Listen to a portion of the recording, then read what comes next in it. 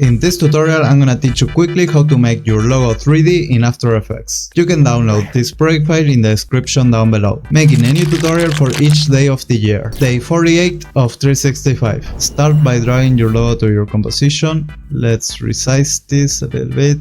We have our logo here. Let's pre-compose this logo so in the future we can change the image. Make a pre-composition with Ctrl+Shift+C and let's rename this to logo. Make sure to check this option. And now that we have our logo composition, let's make this 3D. Press P for position and right click here to position and select separate dimensions. Now here to the C position, I'll click the stopwatch and just type index.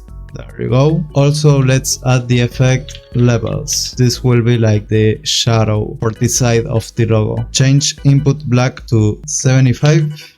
There you go. Now let's duplicate this layer with Ctrl D and select all the layers with Ctrl A. We will do this until we have 64 layers. So do it one more time. 16, now 32, and now 64. Now select all the layers except for the last layer, the 64 and the first one, and click in this icon. This is the shy icon. So now if you press here, you can hide all of those layers. Now select the first layer and delete the levels effects. Do the same thing with the last layer. This will be our front face and this is our back face. Now show all the layers, select the first layer and the last layer, and let's pre-compose with Ctrl+Shift+C. Let's name this pre-composition 3D effect, hit OK, and make this layer 3D. You will see if we try to move this layer around, it's still a flat 2D image. So that's because we have to enable this icon. It's the continuously rasterize. So now if we move this layer, now you see it's 3D. I'm gonna decrease this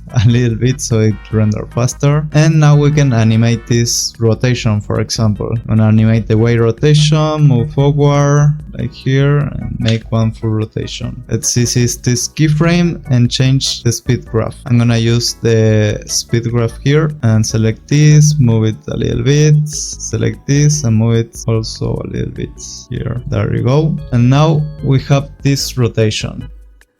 If you want to make your layer even thicker, you have to show all these layers and duplicate them even more. So select them and duplicate with Ctrl D. And now it's thicker. You can also select a few of them and duplicate them to increase the thickness by a little bit. If you want to also add a motion blur to your animation, you have to go to the 3D effect composition, select all the layers and enable here the motion blur by clicking here. There you go. And now to preview with the motion blur, we have to select this option. This should be enabled. Now let's see.